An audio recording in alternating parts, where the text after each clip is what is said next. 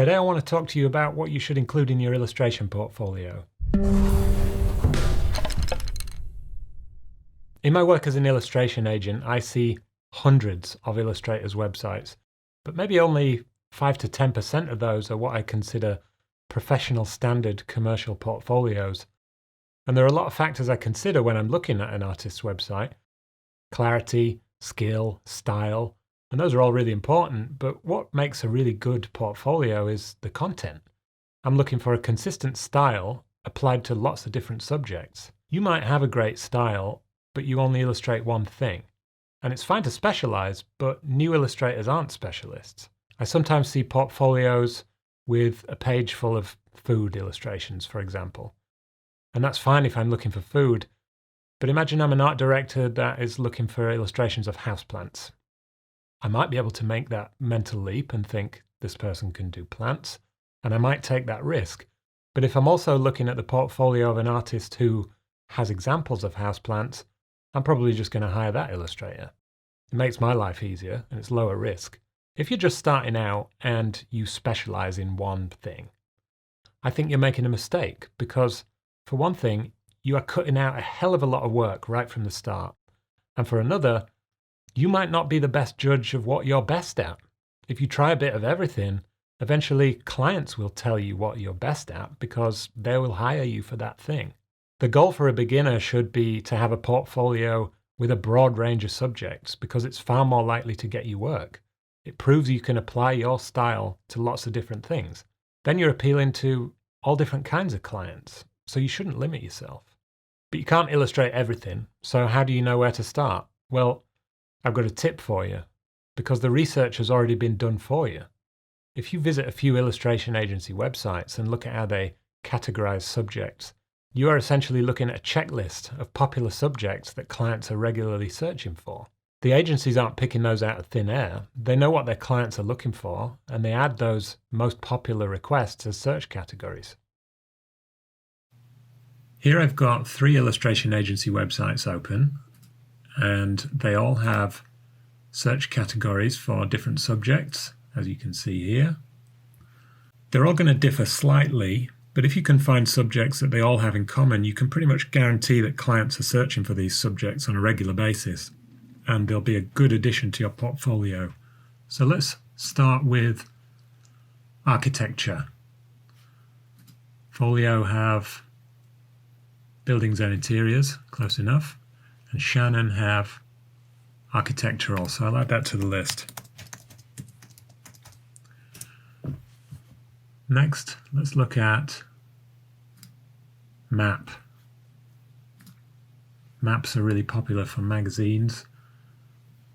Folio have maps. Illustration X have maps right there.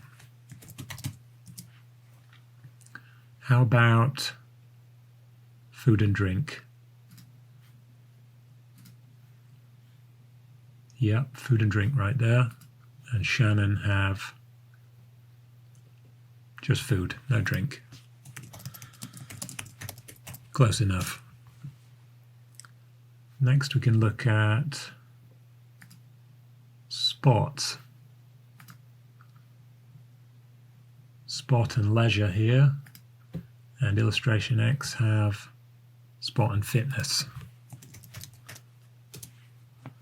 I'll start with Folio this time, and we can look at travel and transport.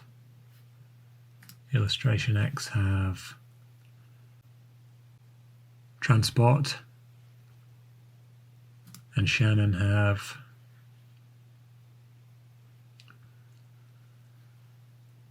automobiles. So you can see how they differ slightly, but really these subjects are going to be more or less the same thing. Travel and transport could be, cars, buses, trains, aeroplanes, all that kind of thing. How about animals? That seems like a safe bet.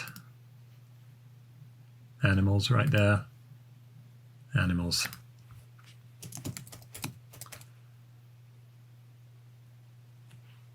You can already see that we're building up a nice little list of subjects here. So if you have any downtime, and you want to work on some personal work, you don't have to guess what the subjects should be. You can follow this guide. I'm going to fast forward through a few more, and I'll post a list in the description.